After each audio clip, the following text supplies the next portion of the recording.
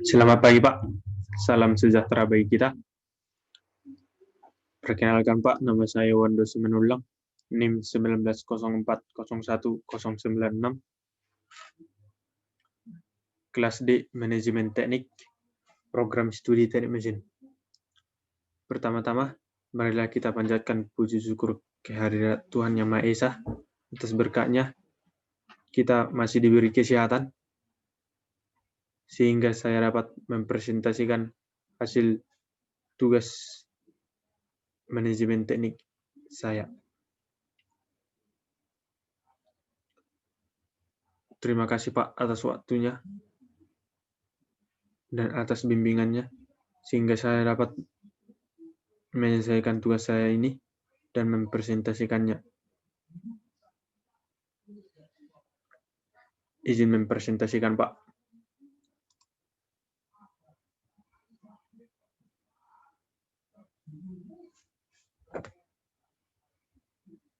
Tugas presentasi manajemen teknik.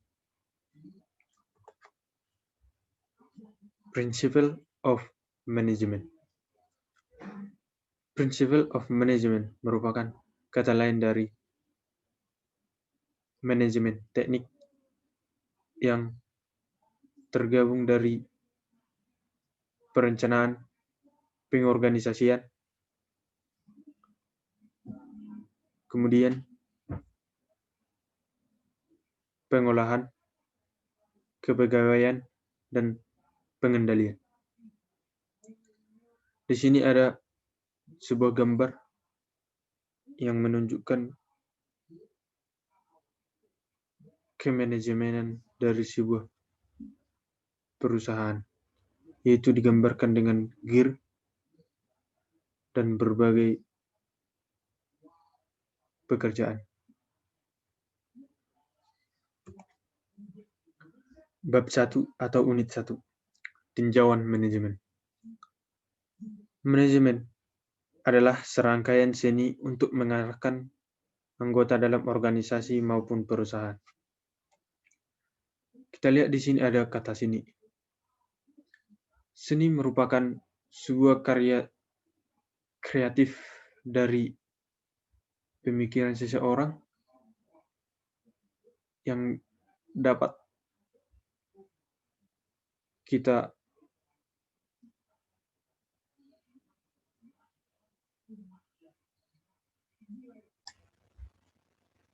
nikmati. Begitu juga dengan manajemen. Manajemen disebut juga dengan seni. Kenapa manajemen disebut dengan seni? Yaitu karena manajemen merupakan sebuah hasil dari pemikiran seseorang yang sangat unik dan yang sangat canggih, di mana pemikiran seseorang tersebut dapat mengarahkan sebuah organisasi.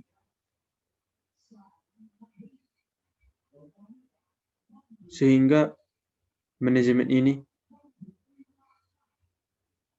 sangat penting. Manajemen juga disebut mengarahkan anggota dalam organisasi maupun perusahaan. Ada kata mengarahkan.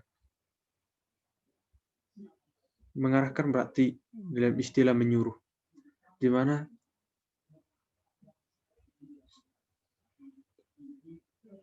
seorang kepala atau dalam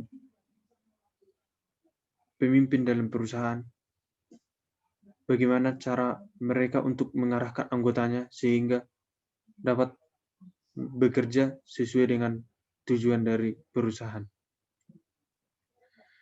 Kemudian kita masuk ke tingkat manajemen. Di sini tingkat manajemen ada 3, yaitu top, middle, dan low. Top merupakan manajemen tingkat atas. Manajemen tingkat atas terdiri dari berbagai kepala eksekutif, dewan direksi, dan juga bahkan direktur pelaksana dari perusahaan. Manajemen tingkat top ini yaitu sebagai pemimpin dalam sebuah perusahaan. Kemudian yang kedua yaitu manajemen middle, yaitu tingkat manajemen menengah. Pada tingkat manajemen menengah ini, yaitu seseorang yang bertugas untuk menanggung-jawabi bagaimana cara informasi dapat saling berkolaborasi antara manajemen bawah dan manajemen atas. Pada tingkat manajemen menengah ini terdiri dari direktur cadangan atau direktur departemen. Kemudian manajemen tingkat bawah atau disebut juga dengan low. Pada manajemen tingkat bawah ini yaitu terdiri dari petugas bagian, supervisor, dan pengawas. Di mana manajemen tingkat bawah ini yang paling sering kita temukan dalam sebuah perusahaan. Karena orang-orang dalam tingkat ini sangat banyak dan lebih banyak dalam sebuah perusahaan. Contohnya kita pergi ke sebuah perusahaan, pasti kita banyak menemui pengawas, bukan? Itulah disebut dengan manajemen tingkat bawah. Kemudian fungsi manajemen. Fungsi manajemen itu ada 4 macam. Yang pertama yaitu perencanaan, yang kedua pengorganisasian, yang ketiga mengontrol, yang keempat mengarahkan, dan yang kelima kepegawaian. Yang pertama yaitu manajemen perencanaan. Pada manajemen perencanaan dengan planning. Kita sering mendengarkan kata planning dalam pekerjaan, bukan? Atau dalam bentuk organisasi. Perencanaan ini merupakan hal yang paling dasar dan merupakan fungsi yang paling dasar dari sebuah manajemen. Karena dalam perencanaan, disinilah semua kegiatan yang akan dilakukan sebuah perusahaan itu dirancang sebelum melakukan kegiatan.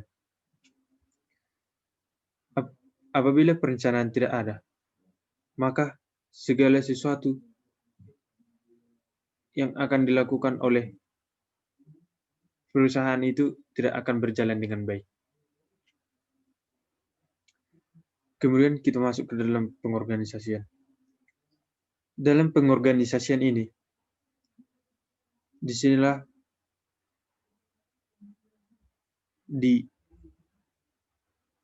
dikelompokkan segala yang telah direncanakan dalam fungsi perencanaan ini.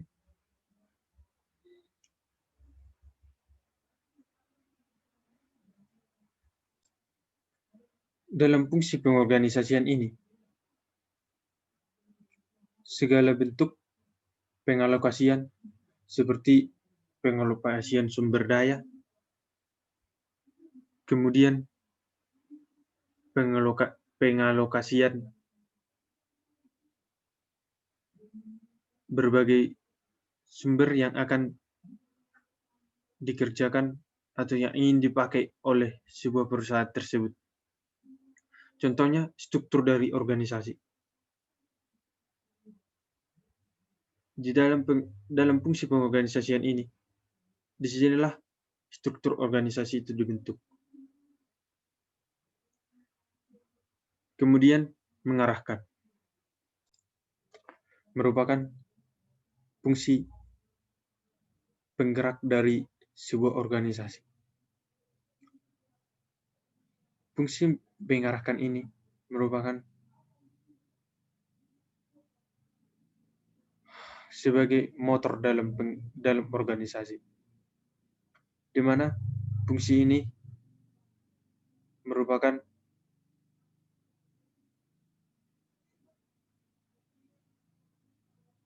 fungsi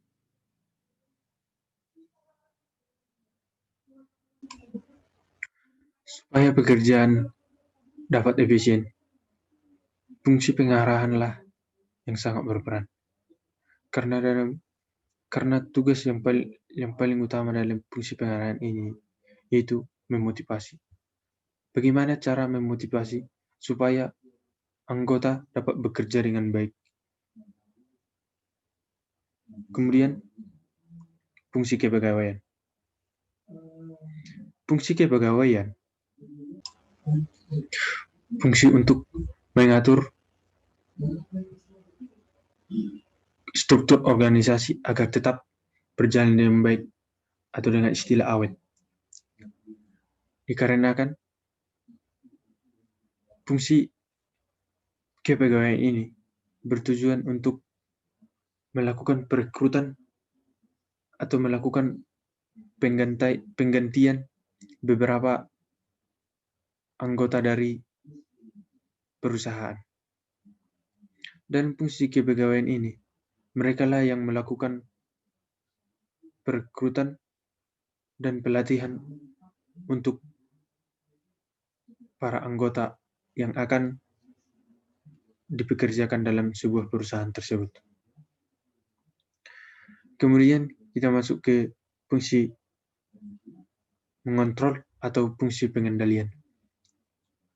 Dalam fungsi pengendalian ini ialah fungsi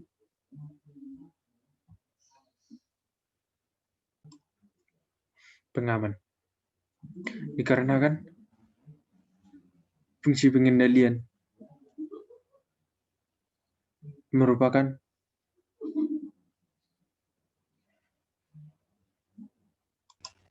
karena fungsi inilah yang akan pergi ke lapangan untuk mengukur bagaimana status pekerjaan dari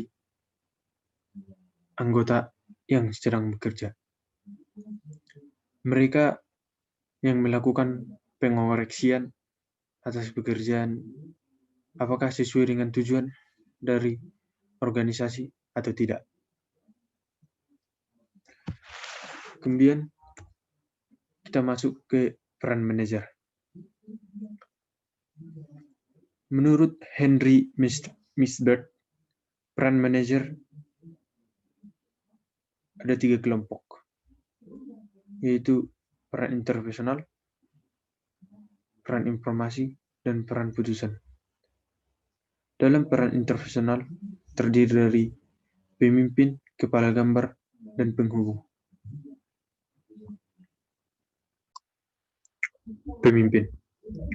Pemimpin adalah seorang manajer yang bertanggung jawab atas penempatan staf. Kemudian pelatihan dari anggota organisasi. Seperti tadi dalam kepegawaian ada pelatihan dari anggota. Kemudian beberapa tugas yang berkaitan lagi.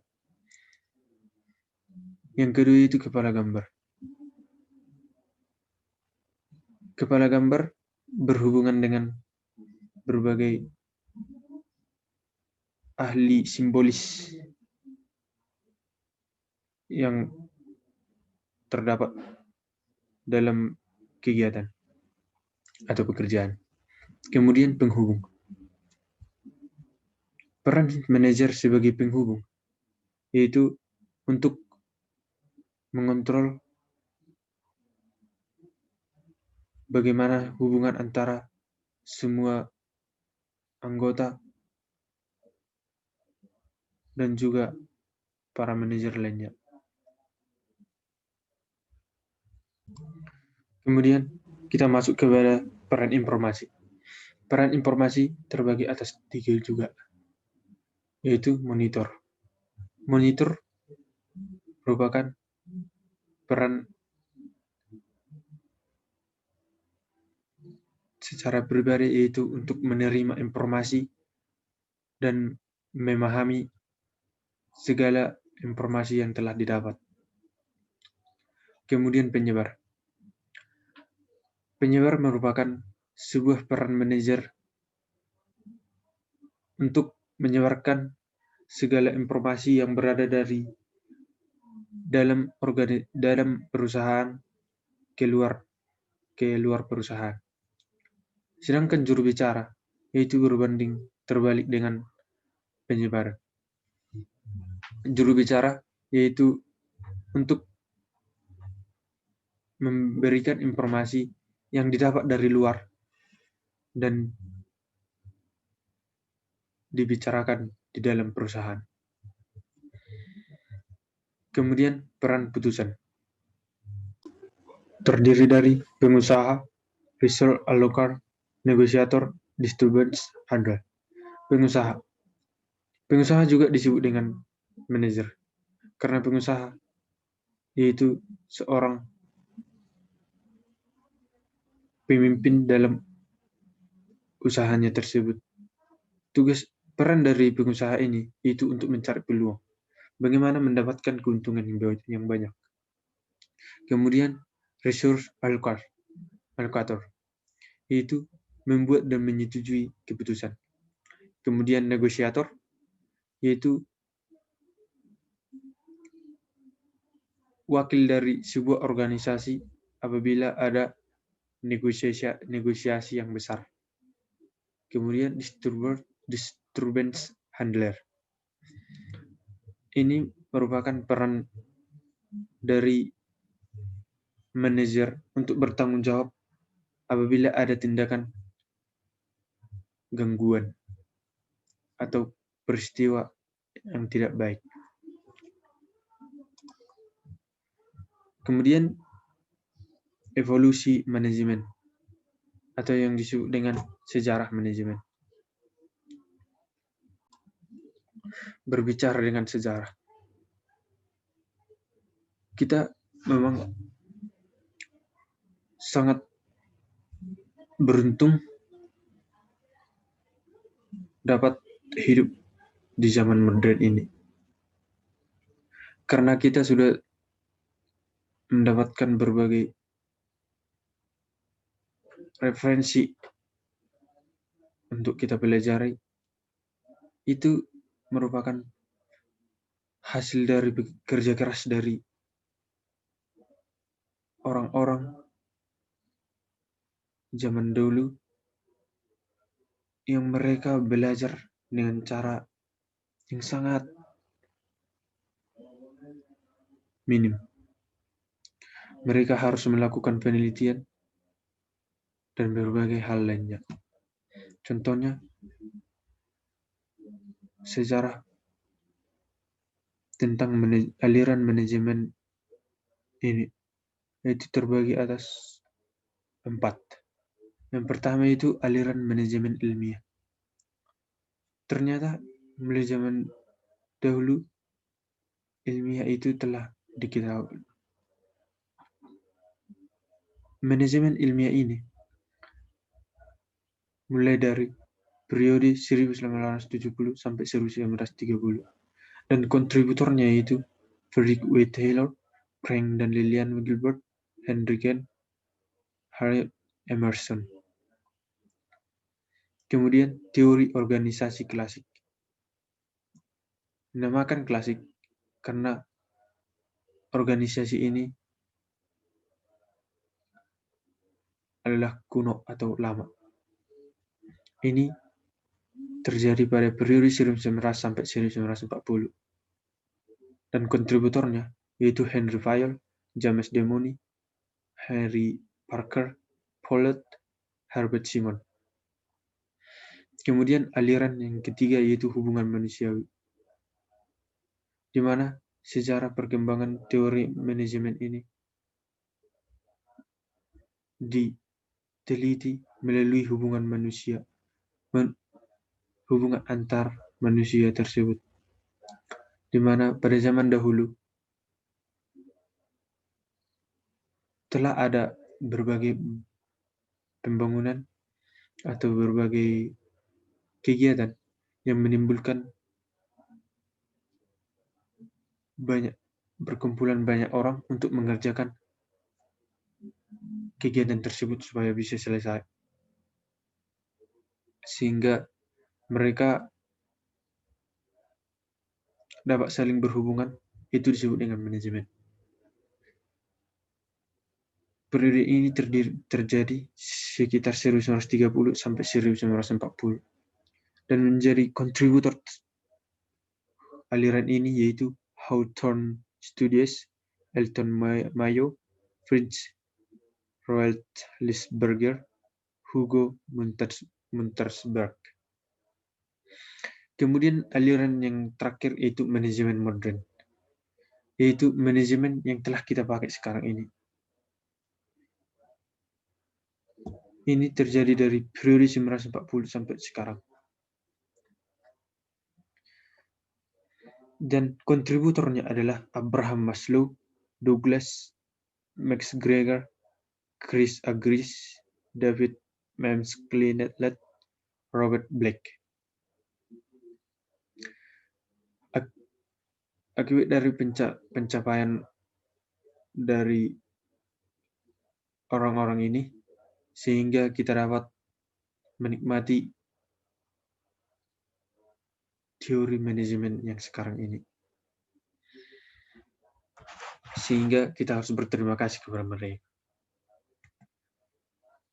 Dan kemudian ini tentang kontribusi dari Fayol dan Taylor, di mana mereka ini adalah sang fathers atau bapak manajemen teknik. Mereka ini yang mendirikan atau yang memberi nama ilmu pengetahuan manajemen dan juga manajemen administratif.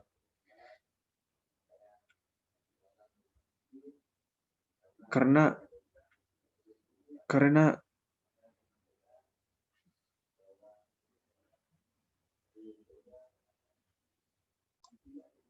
atau akibat dari penemuan orang ini, sehingga kita dapat mengerti apa itu manajemen. Manajemen juga mereka artikan sebagai seni manajemen dengan pendekatan klasik berupa manajemen ilmiah atau penelitian. Di sini dikatakan pendekatan klasik. Mereka melakukan atau mendirikan ilmu manajemen ini dengan melakukan pendekatan klasik atau berupa penelitian atau karya ilmiah. Kemudian kita masuk ke jenis organisasi bisnis. Beberapa jenis organisasi bisnis. Yang pertama itu kepemilikan tunggal, yaitu berupa bisnis kecil. Karena kepemilikannya yaitu seseorang. Biasanya ini adalah berupa bisnis kecil atau bisnis-bisnis yang sering kita jumpai atau bahkan bisa kita lakukan. Dan jenis organisasi bisnis ini, segala urusan manajemennya dilakukan oleh dirinya sendiri atau dilakukan sendiri. Kemudian kemitraan. Kemitraan merupakan bisnis yang dikembangkan dua atau lebih kepemilikan, bekerja sama dalam hal modal dan keuntungan. Bisnis dikembangkan dua atau lebih kepemilikan. Berarti ini sudah ada kumpulan dua orang pengusaha. Mereka saling bekerja sama. Namun dari kerjasamanya itu tentang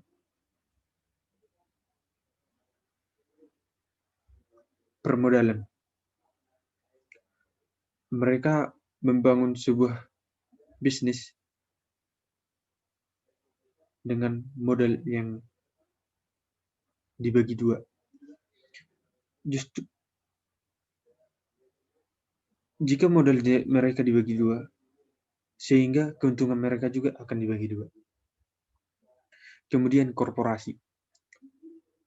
Korporasi yaitu gabungan beberapa perusahaan dengan keterlibatan modal saham dan perusahaan ini disebut berbadan hukum.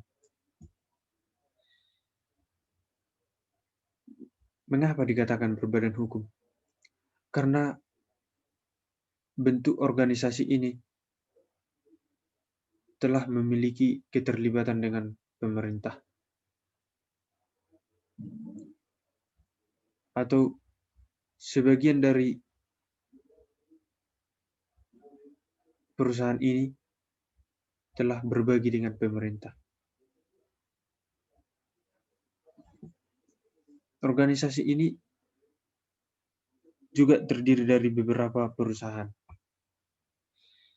Mereka melibatkan modal saham.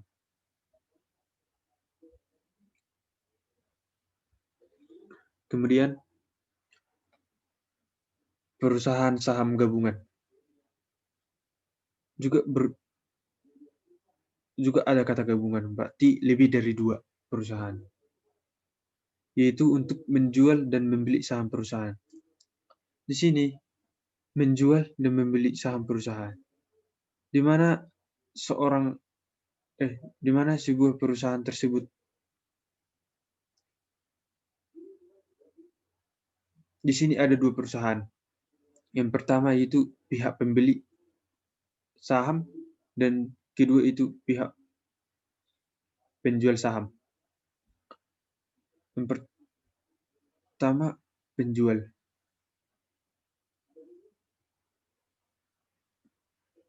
Pembeli saham disebut juga dengan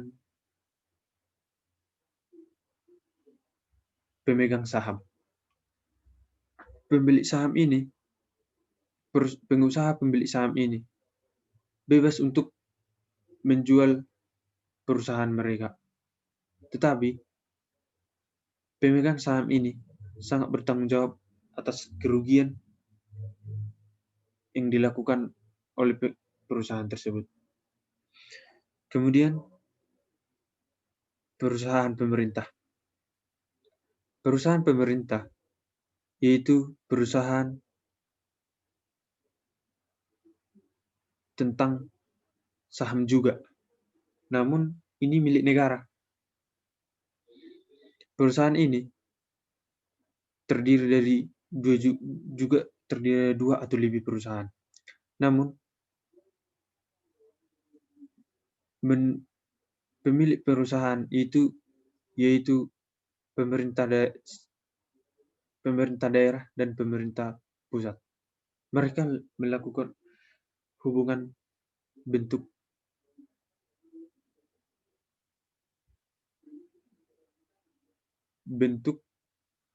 penanaman saham. Ingat, perusahaan ini milik negara. Kemudian perusahaan publik. Kalau kita lihat ini ada kata publik, berarti ini umum. Jadi perusahaan publik ini juga perusahaan milik negara dan juga difasilitasi oleh negara. Namun ada kebebasan di sini, yaitu untuk mempromosikan dan juga pengangkatan anggota dalam perusahaan. Dalam promosi dan pengangkatan tidak ada kaitannya dengan pemerintah. Mereka dibebaskan dalam hal tersebut. Contoh dari perusahaan publik ini yaitu perusahaan BUMN, badan milik negara. Dan contoh perusahaan pemerintah ini yaitu Bank BRI atau Bank Rakyat Indonesia. Kemudian kita masuk ke faktor lingkungan internal. Faktor lingkungan internal yaitu adalah faktor lingkungan yang berdampak langsung pada bisnis.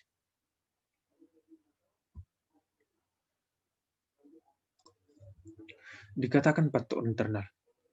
Kita tahu internal yaitu artinya dalam. Berarti faktornya itu berasal dari dalam diri bisnis itu sendiri. Contohnya itu sumber daya.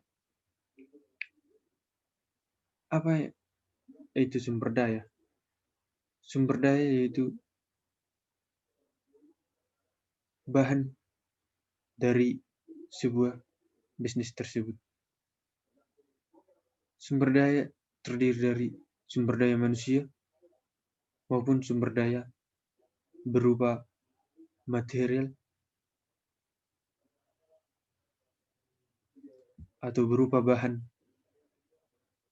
yang terdapat dalam bisnis tersebut. Contohnya manusia. Faktor dari bisnis dari sumber daya manusianya, yaitu apabila sumber daya manusianya kurang, maka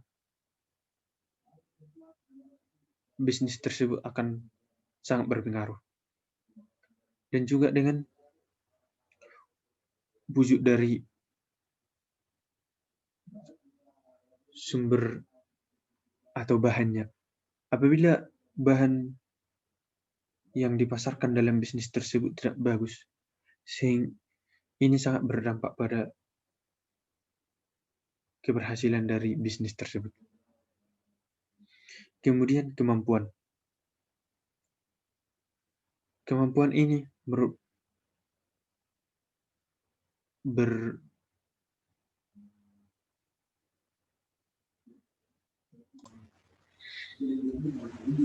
Kemampuan ini merujuk juga pada sumber daya. Karena kemampuan ini berbicara tentang bagaimana keproduktifan dari sumber daya untuk mengolah bisnis ini. Apakah sesuai fungsi atau tidak. Kemudian budaya. Budaya dari sebuah organisasi bisnis sangat berpengaruh pada keberhasilan dari bisnis tersebut.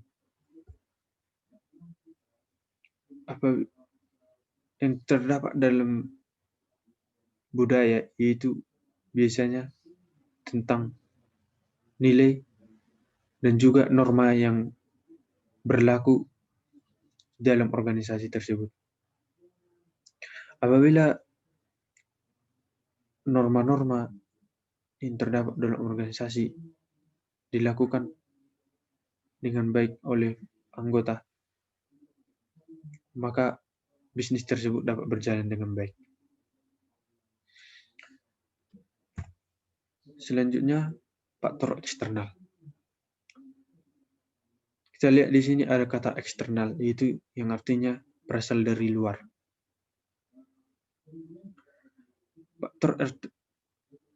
Faktor lingkungan eksternal mengacu pada pengaruh lingkungan luar dari bisnis dan tidak dapat dikendalikan oleh bisnis itu sendiri. Faktor eksternal ini dikatakan tidak dapat dikendalikan oleh bisnis ini sendiri. Mengapa demikian?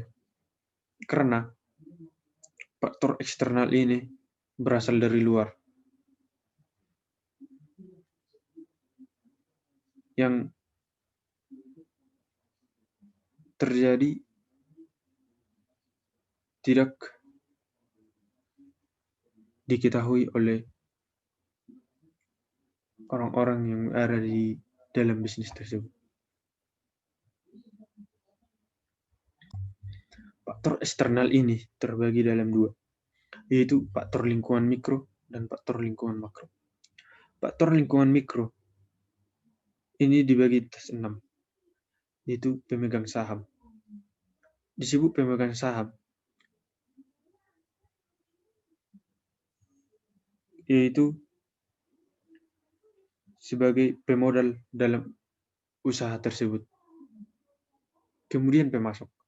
Pemasok yaitu pembuat atau pemproduksi sebuah produk dalam pemasaran. Kemudian distributor. Distributor ini yaitu sebagai penyalur dari pemasok. Tugas pemasok ini yaitu yang bahan yang telah diproduksi, produk yang telah diproduksi. Distributor atau disebut juga penjual atau pengecer. Kemudian pelanggan. Pelanggan ini yaitu yang memakai produk dari pemasok dan dibelinya dari penjual atau distributor. Kemudian di sini pesaing. Jelas, pesaing merupakan faktor dari luar. Karena setiap perusahaan pasti ada pesaingnya. Dan disebut dengan pesaing karena perusahaan tersebut memiliki kesamaan untuk penjualan barang. Kemudian media. Media yaitu berupa taktik, di mana sebuah bisnis dapat berjalan dengan baik harus ada berupa taktik untuk mendapatkan pelanggan yang lebih banyak. Kemudian kita masuk ke faktor lingkungan makro. Disebut faktor lingkungan makro karena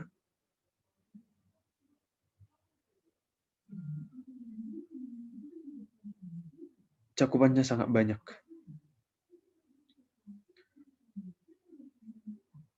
atau besar.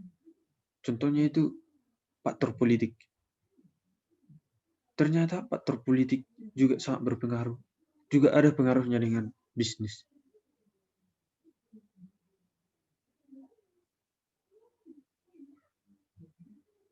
Contohnya yaitu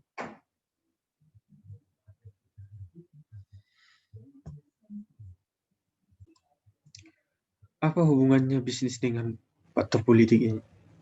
Ternyata itu berhubungan dengan pemerintah, di mana aturan-aturan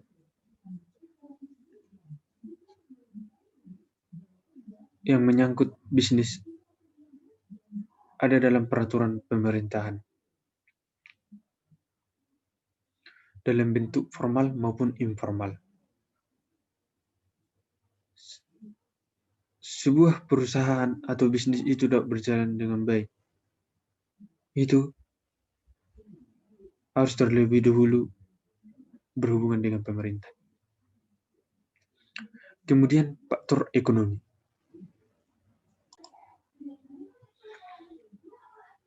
Faktor ekonomi ini tentu sangat berhubungan dengan bisnis. Karena bisnis ini berbicara tentang ekonomi. Faktor ekonomi yang dikatakan di sini yaitu bagaimana tingkat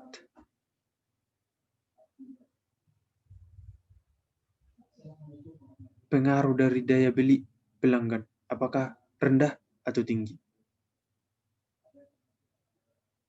Contohnya di negara kita atau negara-negara lain, akibat dari pandemi ini, daya beli dari masyarakat itu kurang, sehingga suatu negara itu mengalami resesi. Juga berpengaruh tentang inflasi. Apabila suatu negara mengalami tingkat pembeli kurang, maka akan ada kemungkinan terjadinya inflasi. Dan juga berpengaruh tentang nilai tukar. Seperti yang kita ketahui, nilai tukar rupiah ternyata sangat murah di mata dunia. Karena nilai rupiah itu rata-rata 14.000 per dolar. Jadi menurut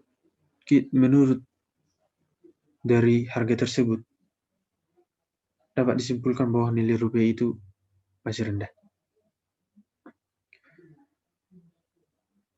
Kemudian masuk ke faktor sosial.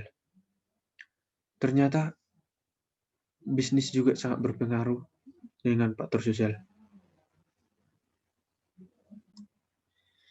Bagaimana cara bisnis tersebut dapat beradaptasi dengan hubungan sosial antara pelanggan atau masyarakat di daerah tersebut? Itulah yang menyebabkan bisnis berpengaruh pada faktor sosial. Kemudian faktor teknologi. Faktor teknologi ini merupakan salah satu faktor yang paling terpenting untuk saat ini.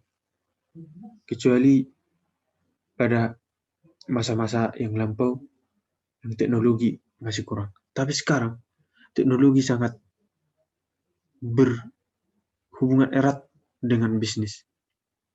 Terutama sekarang, sudah banyak bisnis yang menggunakan teknologi, yaitu berjualan di dunia maya.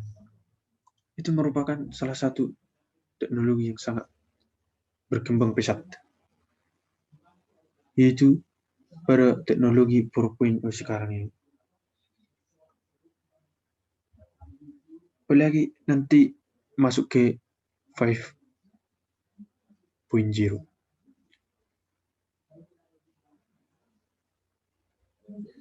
Mana tahu segala usaha sudah dilakukan dengan bisnis bukan, dengan online bukan? Maka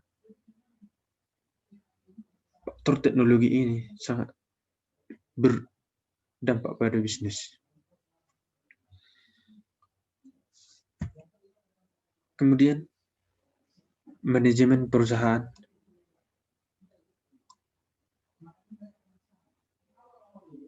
Skenario global. Ini menyangkut dunia atau global. Berbicara tentang global, itu berbicara tentang negara-negara besar di dunia ini, di mana mereka telah banyak mendirikan organisasi atau perusahaan di setiap negara. Bukan cuma negara besar. Negara seperti Indonesia juga atau negara yang berkembang itu ada organisasi dunia atau organisasi globalnya. Mengapa terjadi hal demikian? Karena setiap negara mempunyai hubungan bilateral dan multilateral. Di sini sangat berhubungan hal tersebut.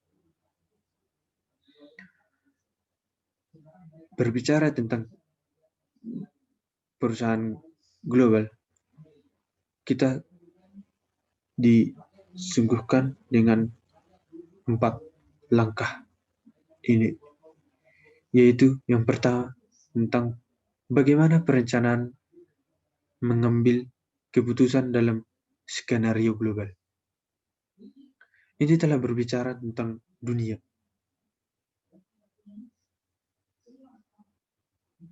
Pasti berbeda bukan dengan perencanaan di suatu negara dengan berbicara dengan dunia.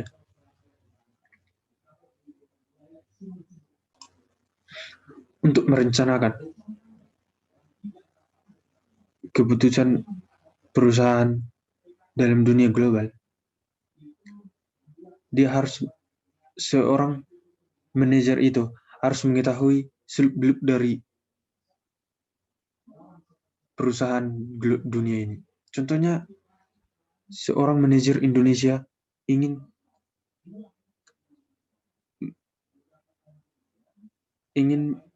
membentuk sebuah perusahaan di negara Prancis. Tentu dia harus mempelajari terlebih dahulu bagaimana ekonomi di dunia itu, bagaimana sistem perusahaan di dunia itu, sehingga dia dapat merencanakan hal-hal yang ingin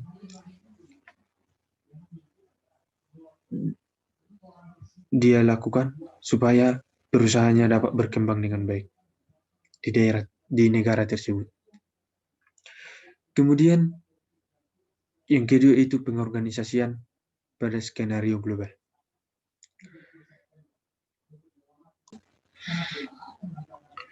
Ternyata dalam pengorganisasian perusahaan internasional ini sangat banyak masalahnya, terutama di bidang kemanajeran. Pengalaman dari seorang manajer haruslah bagus dan baik.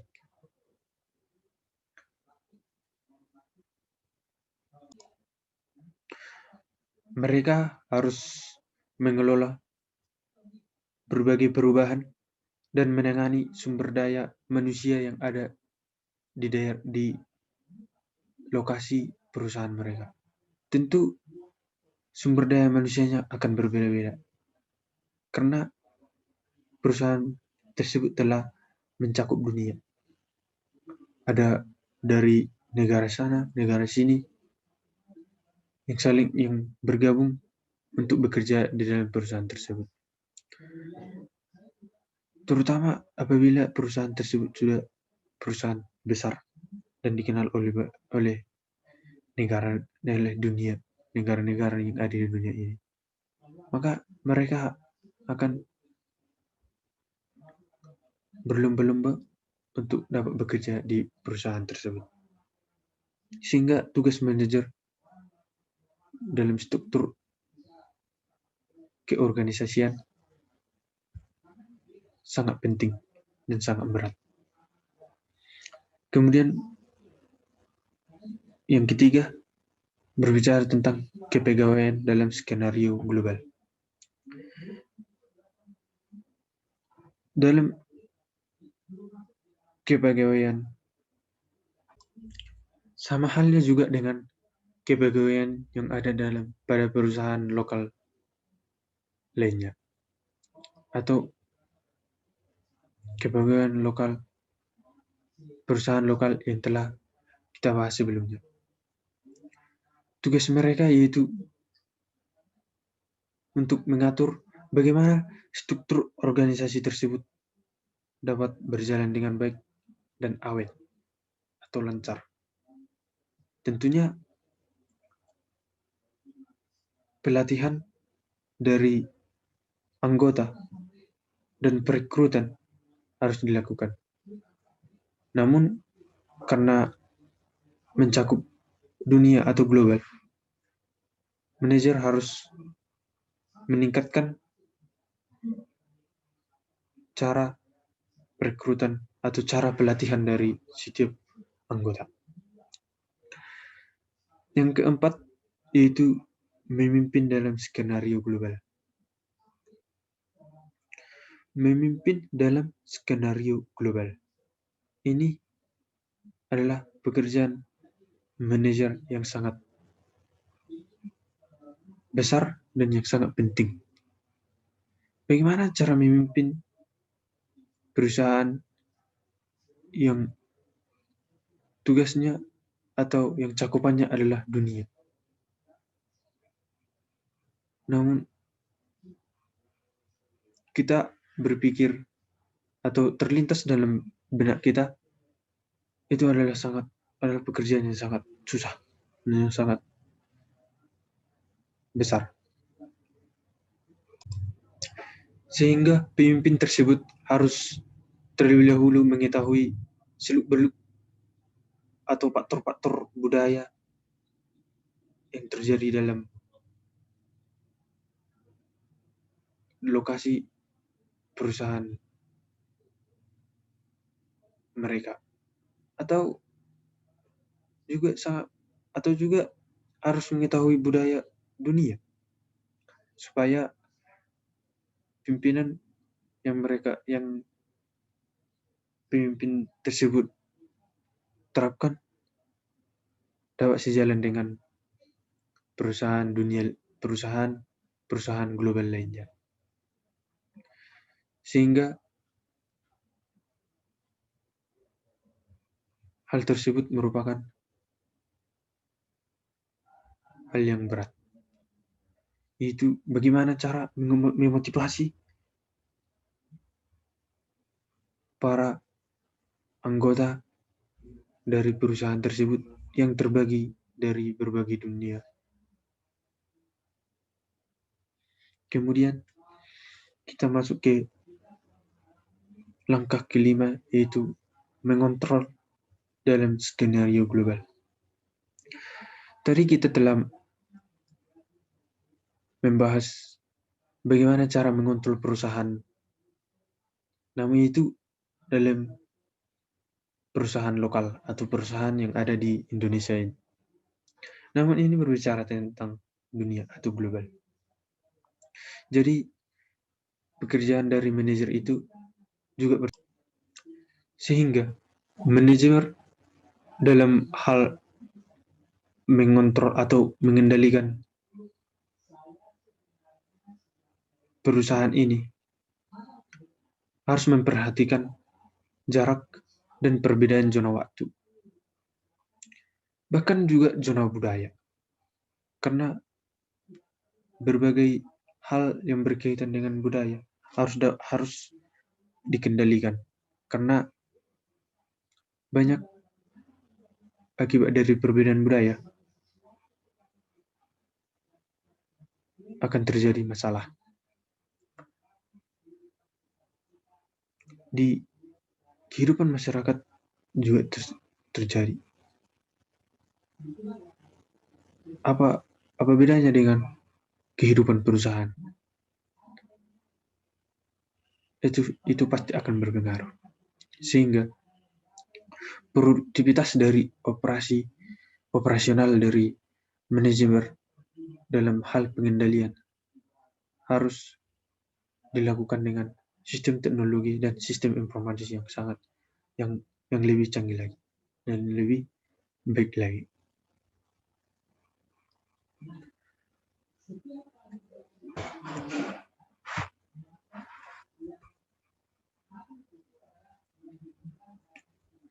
Baiklah Pak, terima kasih atas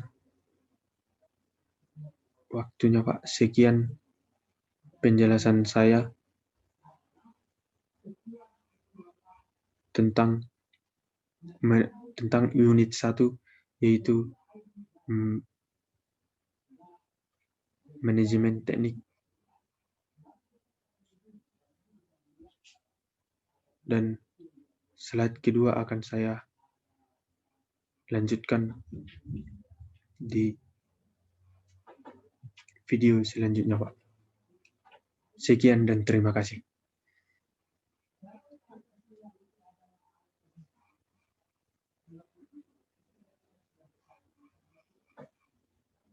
Apabila ada kata-kata saya Pak yang kurang pas atau kurang benar, mohon dimaklumi Pak. Terima kasih, Pak.